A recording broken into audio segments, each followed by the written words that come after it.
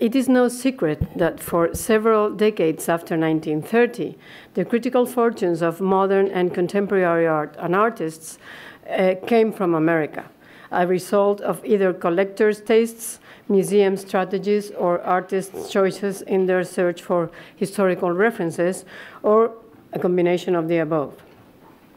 Having this in mind, today I will focus in one particular case. Museum director and critic James Johnson Sweeney,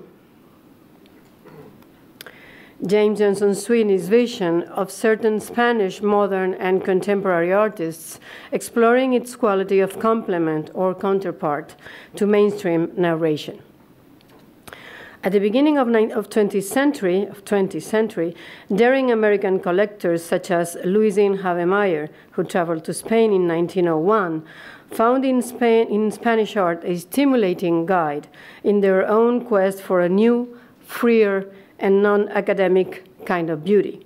Havemeyer, an open, progressive mind, saw in the works of El Greco, Velázquez, or Goya, the holy trinity of Spanish tradition, some features that would eventually define modern art, or at least a part of modern art: freedom from the norm and spiritual intensity.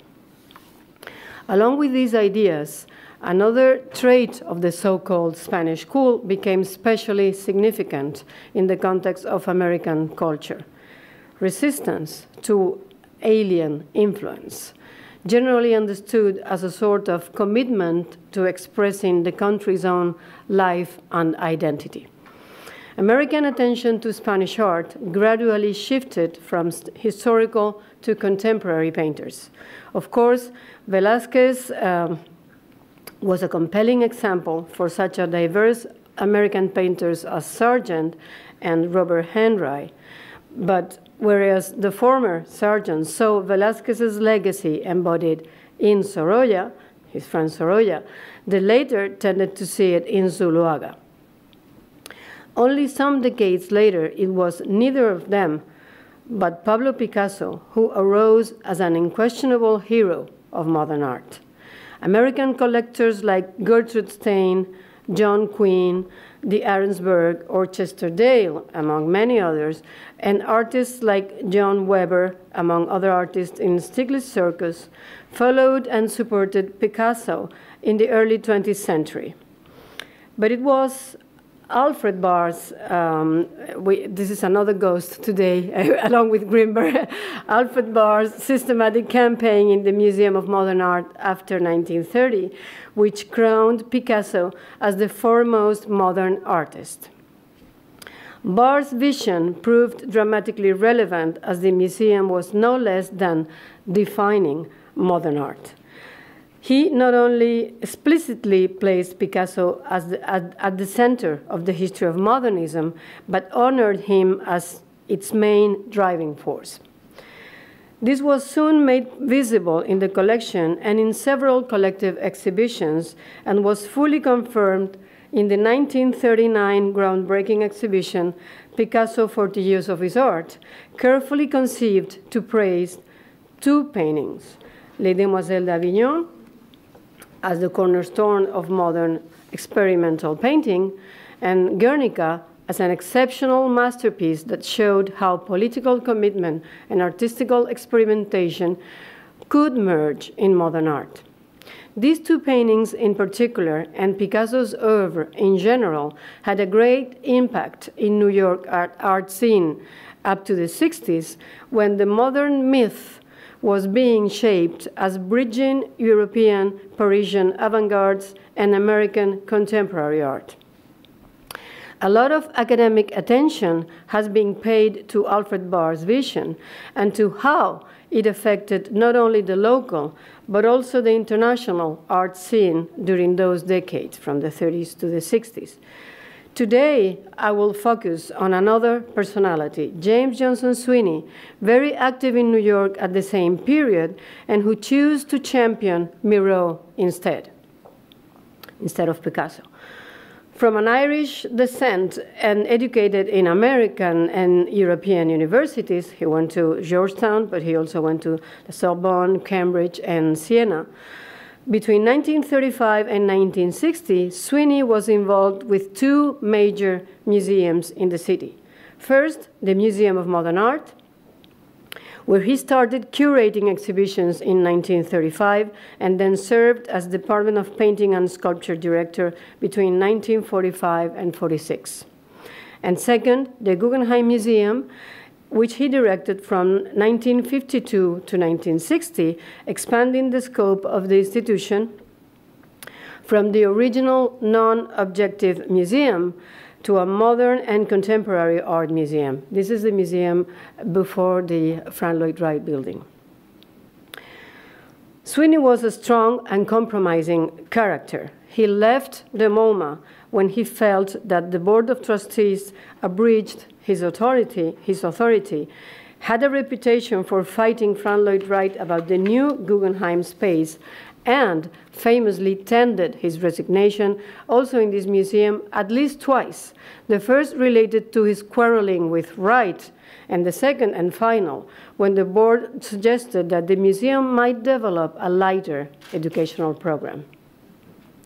He left New York for Houston in the 60s, where he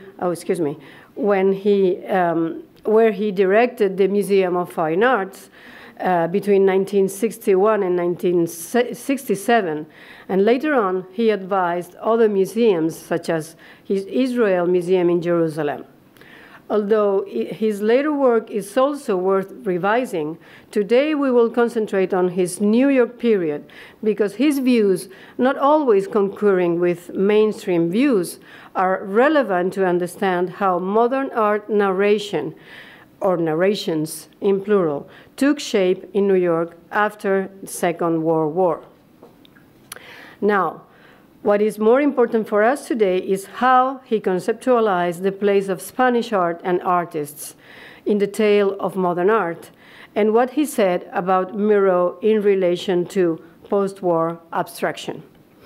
When one reads Sweeney's catalog essays of the 60s and even 70s, one may be tempted to say that Sweeney constructed his personal narration a posteriori, as if benefiting from the obvious similarities between Miro's surrealism and American abstract expressionism, and out of a desire to partially counter Alfred Barr's hegemonic views centered on Picasso. But the truth is that as early as 1934, Sweeney anticipated some of his later positions in his book, Plastic Redirections of 20th Century Painting. The mere statistic of the plates of that book is revealing. Out of a total of 46 images in the book, 16 were by Spanish artists. If I'm not mistaken, that is something like, I calculated it, it's like 36% of total. That meant that Spanish art here, let me see, there's one page missing. No, it's here. Here, conveniently narrowed down or summarized to 4 painters, Picasso, Miró, Juan Gris, and Dalí, played a significant role in redirecting 20th century painting. In the chapter entitled, in this book, the chapter entitled From the Side of Cubism, Sweeney made a very strong statement. I'm going to rely a lot on Sweeney's text, Sweeney's quotes, because I think it's very important to hear his own voice. I quote, "The value of formal criticism to the plastic arts exists primarily in direct ratio to its efficacy as stripping away conscious critical attitudes. The critic's duty is not the application or the elucidation of tags. The only way to understand a work of art is by finding its place in the tradition to which it belongs. When we discover what demands or interests gave it its peculiar character, and to what particular directive it is a response, it will take its place with surprising ease. In the process, such terms as cubistic or abstract fade completely out, and it is only through such an analytic consideration of both a work and its background tradition, with a concurrent disregard of tags, that we can hope to arrive at a genuine understanding of the work of our contemporaries. End of quotes. Away from Barr's idea of works of art, this is also a ghost. Away from Barr's idea of works of art as absolute or even invisible items subsumed in an abstract and progressive line established out of time and space, as showed in his famous chart, Sweeney suggested that a work of art should be explained within its own individual background, and the role of art criticism would be rightly interpreting the connection between the actual work and its own cultural environment, or its own cultural milieu. This discrepancy of criteria did not prevent Barr, the young director of the MoMA, to hire Sweeney as a curator for exhibitions only 1 year after this book, The Plastic Redirections of 20th Century Painting, was published. His decision, Barr's decision, proved right, because Sweeney was soon to bring a tremendous success to the museum by means of a groundbreaking, or to use his own terms, taste-breaker exhibitions like African Negro art held in 1935. Curating that particular exhibition awarded Sweeney the authority to challenge Barr's notion about the links between African art and modern art. In his article, very famous article, Picasso and Iberian Sculpture, published in September 1941 issue of the Art Bulletin, Sweeney openly contradicted Alfred Barr's views of African art influence on the Demoiselles d'Avignon, as discussed in the 1939 MoMA catalogue, Picasso, 40 Years of His Art.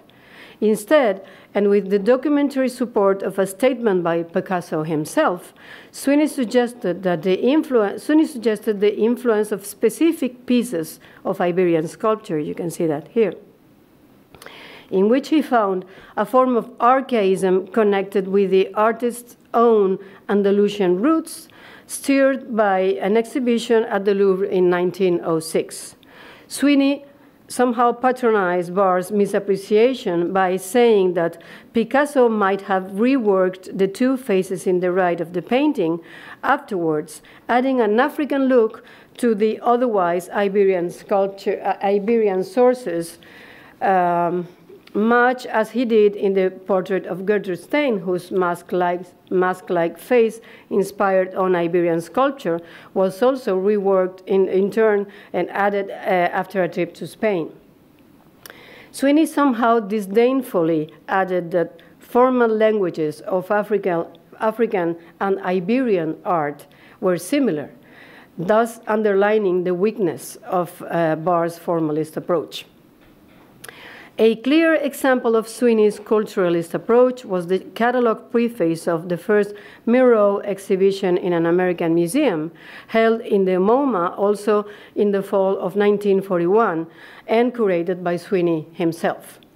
Miró, whose work was previously included in Alfred Barr's landmark exhibitions Cubism and Abstract Art and Fantastic Art, Dada, and Surrealism in 1936, was now reviewed by Sweeney in a different light, emphasizing his, I quote, intimate links with his Catalan heritage, end of quote, and as well as its place in 20th century art. Let me read a part of his own catalogue essay. I quote, "In his work, Miró is essentially a Catalan, the type of fantasies visionary which in the Middle Ages produced the manuscript illustrations of Beatus, commentaries of the Apocalypse, that mixture of Oriental and Occidental sympathies which made it possible for Ramon Llull in the 13th century to open up the vernacular to the paths of philosophy through exploitation of two cultures, Latin and Arabian, which existed side by side in the Catalonia of his day. In Miró's colors, there are echoes of the early provincial church decorators in Catalonia, and we frequently find the bold contrast of yellow, blues, scarlets, and greens of the Beatus backgrounds, and throughout we feel the gay spirit of contemporary Catalonian folk art. End of quote.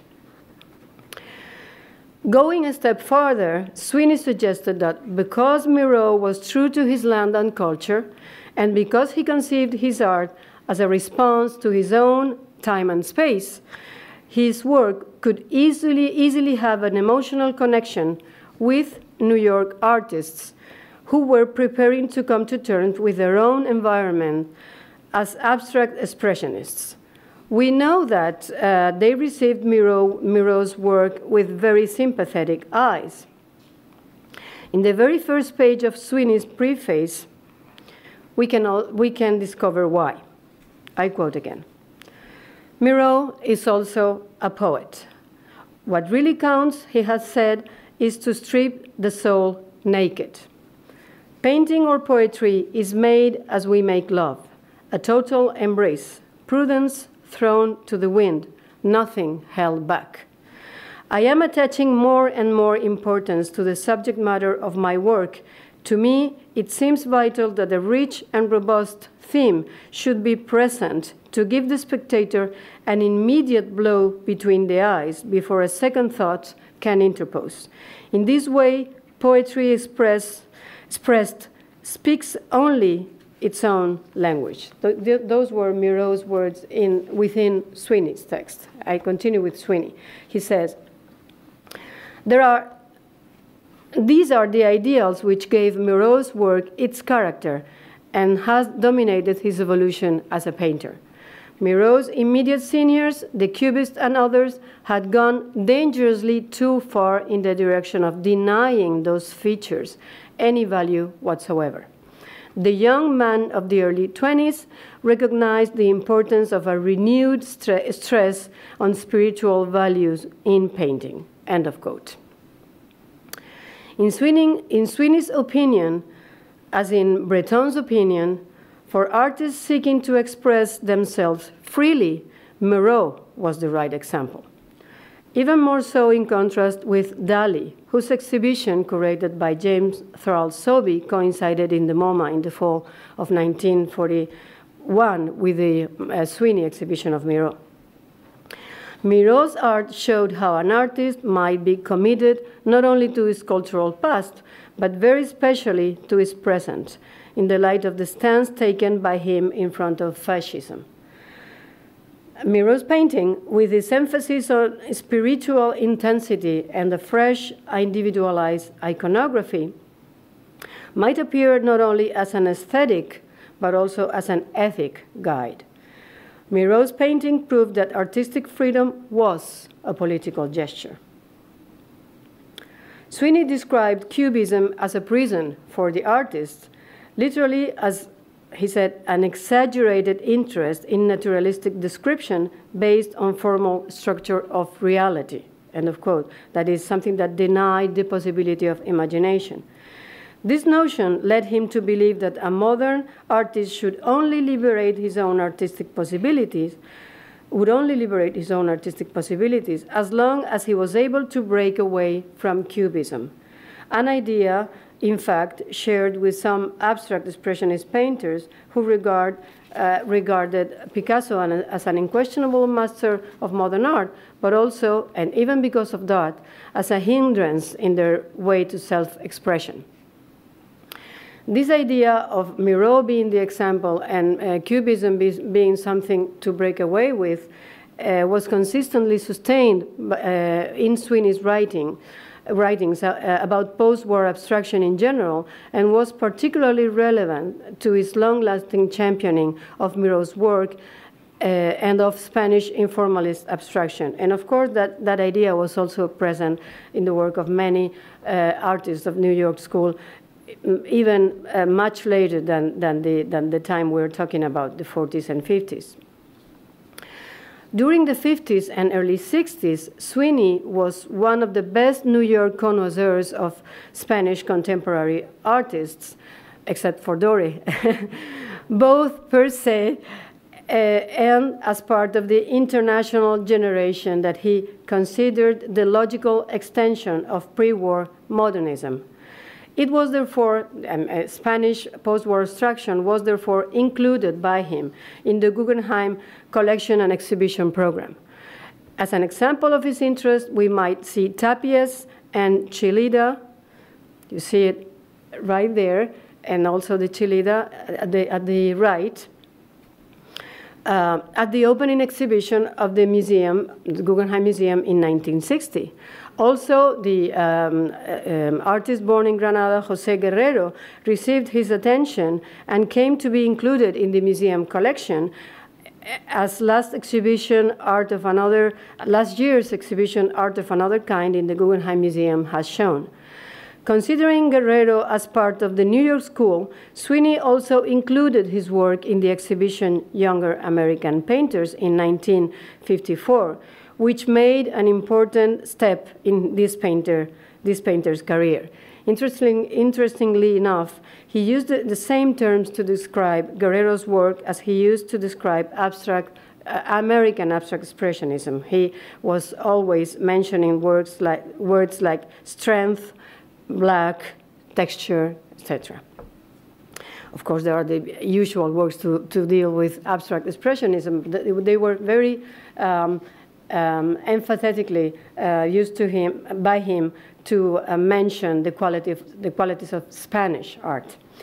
Sweeney's interest in the Spanish post-war generation was made apparent in the show before Picasso-After Miró in 1960. This show opened in the Frank Lloyd Wright building only a few months after it was inaugurated, so the critical and general audience attention was granted. The idea behind that show was that the modern expressionist qualities of painters such as Tapies, Saura, Millares, Rivera, Feito, and so on, should be explained by a long and distinctive native genealogy in which the immediate ancestors were Miró, and this is why he was placed in a central position in the patio at the Guggenheim Museum, and Nonel before him. In Sweeney's own word, I quote, "The aim of this exhibition is to illustrate the continuing vitality of Spanish painting. The world outside is familiar with the contribution of Picasso and Miró and the brilliantly personal cubist realization of Juan Gris. But these are merely peaks of a range, peaks in our neighborhood. And the range stretches back through Goya, through Velázquez, through Zurbarán, medieval Catalan painting, and to the cave of Altamira," end of quote. By that time, of course, that was a cliche both in Spain and abroad. Spanish art was discussed in similar terms in another show held in New York simultaneously, New Spanish Painting and Sculpture, curated by Frank O'Hara in the MoMA. Both exhibitions were part of a political agreement between Spanish and American government in the context of Cold War. But this being said, the discourse and general scope of Sweeney's show was somehow different, as it presented Nonel as a distant precedent of Spanish post-war abstraction and Miró as the gate to it. Miró, he insisted, and not Picasso.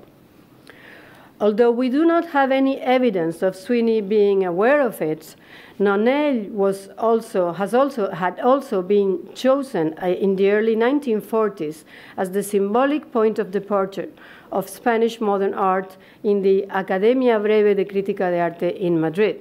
This private, somehow very elitist institution held exhibitions annually with the aim of encouraging modern art after the Spanish Civil War the Spanish Civil War, and when no Spanish museum could do it. Nonel was the center of the first exhibition, whereas Tapies, Millares, or Saura, some of the artists included in the 1960 Guggenheim show, were presented in the last editions of the Academia exhibitions in the early 50s as the end of the process. It also started with Nonel, it ended with the same post-war abstract artists. Very same artist at the beginning, Nonel, and very same artist at the end, Tapies, Millares, Saura, etc. In the case of the Academia Breve, the choice of Nonel had to do with the idea of placing the turn-of-the-century Barcelona as the origin of modern Spanish art. In the case of James Johnson Sweeney's show, the contraposition of Nonel, that covered the before Picasso in the title, and the informalist artist, that is the after Miró, had other implications. Picasso's name appeared in the title of the exhibition only because of its undeniable marketing power. But the exhibition clearly elapsed Cubism, as Sweeney considered it to be a diversion from the real essence of Spanish tradition, best represented by Miró, best represented always in romantic surrealist terms, a notion, of course, indebted to 19th century romantic foreign vision of Spain. That idea explained that it was not Picasso, but Miró's line of descent which led to Spanish contemporary art. With this idea, Sweeney was also indicating the closeness of Spanish informalism to American abstract expressionism. Both made part of the same itinerary, coming out of Romanticism and Surrealism. No wonder, then, that the traits assigned to Spanish art in the last paragraph of Sweeney's preface could equally apply to American abstraction. I quote, "What this opposition of the painting of Isidro Nonel with the art of younger Spanish contemporary of today most surprisingly and effectively illustrates is the links which both have to the enduring tradition of Spanish painting in certain quarters where one may not normally look for such a common denominator, namely the basic regard for a material expression in their pride of independence from alien influence, in their concrete pictorial yet basically non-illustrative intensity," end of quote. As late as 1975, in the preface of the catalogue of the circulating exhibition, Contemporary Spanish Painters, significantly undertitled again, like in the 1954 exhibition that included Guerrero, a selection, that means a subjective selection, a personal selection. It didn't want to be the truth, but only his truth. Contemporary Spanish Painters, Miró and After, a selection, that was the complete title. Sweeney stated, I quote again, "Miró, as the dean of contemporary artists in Spain, may rightly be regarded as the point of departure. Miró, who already in the mid-1920s was the herald of that group of Spanish painters that broke away from the domination of Picasso and Juan Gris's classical cubism to explore the fields of chance associations and the suggestions provided by the nature of materials, texture and surface qualities, which have continued to be among the most characteristic traits of vital Spanish art today." End of quote. As we have seen, Sweeney's enthronement of Miró, excuse me, that's the whole point, so let's not make it run. As we have seen, Sweeney's enthronement of Miró instead of Picasso as the original reference for contemporary art could work both for Spanish and American post-war abstract painting. Both found in Miró an example of freedom and loyalty to their own cultural and spiritual milieu, and both stressed subjectivity as the main source of modern temper in art.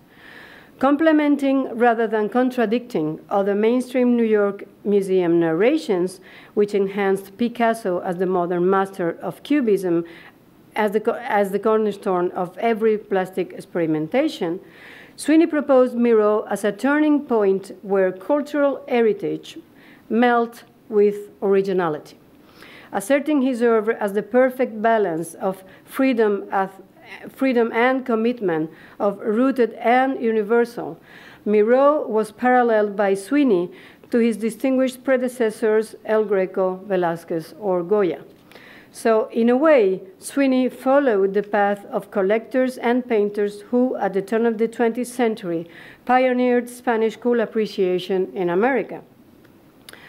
But unlike them, who felt attracted by its being isolated and genuinely peculiar, Sweeney's narration of modern art presents Spanish art and Miró and post-war Spanish art abstraction in tune with universal modern trends. The trace of Sweeney's culturalist approach to Miró and Spanish post-war abstraction may be felt in many publications and exhibitions, such as, for instance, Miró in America, held in Houston Museum of Fine Art in 1982 and curated by Barbara Rose. Or it could be also felt very recently in the 2011 catalogue, Joan Miró, an exhibition, Joan Miró, the Lighter of Scape, at the Tate Modern London. In that catalogue, in 2011, a recognized American Miró expert, our friend Robert Lubar, quoted Catalan painter Antoni Tàpies paying homage to Miró on the occasion of its 80th birthday. I quote again. "It is about him constantly bearing witness on behalf of his country, about his love of his country, and his belief that you need to be as deeply rooted as possible to do something great." Miró, personifying the highest spirit of Catalonia, was the first to achieve this, and thus he has created something universal. End of quote. These were the words of Tàpies quoted by Robert Lubar. Sometimes controversial, always very personal, James Johnson Sweeney, reckoning of Miró and Spanish informalism in the central decades of 20th century, did his part to cast a specific shape of Spanish modern art in the general tale of modern art. Thank you very much.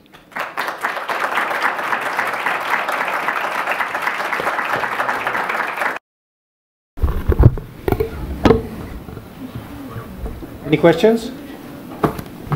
Tengo una pregunta para todos. So these taxonomies, like Alfred Barr's, as they're increasingly being challenged, they still seem very implicit in a lot of art history surveys. Art history survey classrooms and museums. So I wonder, is there a way to translate this more nuanced kind of approach to the strands of modernism, to the classroom or to museums? You ask if is there a way to transcend these tags? I mean, these kind of taxonomies?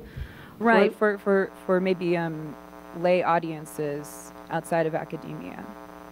Well, we try to do it all the time. So no, the thing is that what is important and what is the aim of this symposium today is at least to be aware of these taxonomies, at least to be aware of how a certain tale of modern art has been crafted and how it responded to specific circumstances. The problem is, or maybe it's not a problem, but the thing is that it was so well crafted that it came to be perceived as natural, as the only possible way.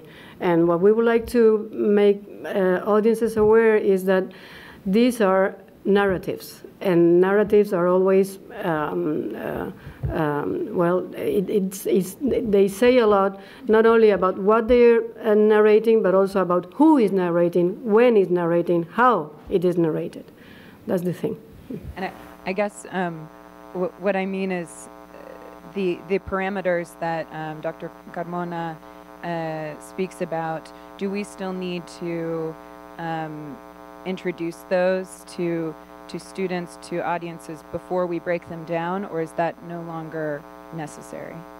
Si es necesario presentarlos primero para después criticarlos, digamos, o comentarlos, o si podríamos hacer una historia del arte sin todas esas parámetros. I think I have to put this question on my psychoanalyst. But after that, you chose. It's you chosen. You choose. It's your option. You know. You know. I think when Alfred Barr made this taxonomies or narratives, he don't want to say a bad guy. You know, he was a very, very wonderful, intelligent, formative, assertive director of museum. That's the question, no? Because he needs relates the modern art in a short time, and he chose an option, no? Now, for my students, I first explain the cubism in the doxa way. I like this word. I am afraid to be pedant, no, with this word doxa, but it's pedantic. But it's really the Roland Barthes talk about this for a long time. It's for Roland Barthes was very influential in my way to be an art historian, no? And the problem is when we say they are a normative situation to explain something, no? That is the doxa, no? To be creative is always faith against the doxa. I think for my students it's better to know there are two possibilities, this one and this other. And you should many others. Well, many others, no? When we were saying that the taxonomy, because this is the word used, that Alfred Barr was doing with the history of modern art, that was well crafted and it became to be natural, this is not a criticism at all. I mean, it was incredibly brilliant. That's why it was so successful. The only thing is that after some generations, we have somehow a distance that allow us to see that that was a very good possibility to explain the history of art, but that was not the only one. You could have some more. And the thing is that that was like a line of history that was made from a museum that was very important, that became the center, that became the one that, I don't like the word dictated because it has political implications that I don't mean, but it was the one that was really telling everybody how to understand modern art. For instance, I think that it's been an experience of all of us when we first went to the MoMA. The first thing you think is, wow, they have all the important works here, it's amazing. But the thing is that it's all the way around, is that they are important because they were in the MoMA, and the MoMA wrote the history, okay? So, and that's... I will add only a little aspect. The problem is not the Alfred Barr schema. Yeah. The problem are the uses Exactly. of Alfred Barr's schema. Okay, exactly. Dori. Oh, one moment. They will give you. There's another possibility that you didn't touch on yet. That is the really powerful influence J.B. Neumann had. Yeah, you mentioned that. And J.B. was extremely well versed in European art. He dealt in European art in Berlin, and I believe he was a pupil of Wolflin and etc. Yeah. He had respectability on his side. So J.B. was a very, very open man, and he would have looked at anyone could walk into that gallery with some lousy little landscape, and he'd look at it. He was really an amazing man. And in between, he mentored, at least for the first few years, Alfred H. Barr. Mm-hmm. And I think it's important to remember that. That's very important, yes. And the connection with Wolfling, I think it's also very relevant. Pardon? And the inheritance, the connection with Wolfling, that's also very relevant. And he taught him that at El Greco that got his hands on. So I saw first. I have a question about Sweeney, who's I find him to be a very fascinating character, and I'm familiar with him because he made a very strong imprint on the collection of the Museum of Fine Arts Houston. Of course. And I actually have an exhibition up right now that where a number of the works that have not been shown for a number of years are up. And you trace his interest in Miró to his polemics with Barr and the fact that he rejected cubism. That's why I mentioned that book, The Plastic Redirections in 20th Century Art. In the end, I erased a whole paragraph where he said that Miró was the most pristine example of a modern artist in 1934, before he was in the Museum of Modern Art. Right, but I'm trying to figure out why the fascination with Miró. And my sense is, from what I've seen, of Sweeney, he was Catholic. Of course. And I think there was a kind of quest in him for a kind of abstraction that was metaphysical. That in that sense, it would be completely logical for him to shy away from cubism as something that was extremely more formal, intellectual. And it's not unlike that, that exhibition of Negro art that he did. I mean, he kind of brought all of that together. And it seems to me that Miró seems to be an incredible paradigm of all of that, because he's going for a form of abstraction that is spiritual, metaphysical, and that it's also sort of like in the borderline between figuration and abstraction. Yeah, exactly. He never abandons the figure. I mean, the idea of a complete abstraction would be untenable to him. And so, like the artists that he collected for Houston, you find Chillida, you find Lee Bontecu, which had these huge masks that were extremely primitive. They all had they were on the borderline with things that were a little bit on the primitive side. Miró was also part of him. Mata, I mean, you can just name them. They're mostly from the post-war period, but it seems to me that that place comes into play. That's exactly the yeah. I completely agree. That's exactly what I think it was interesting for him. Yeah. Yeah.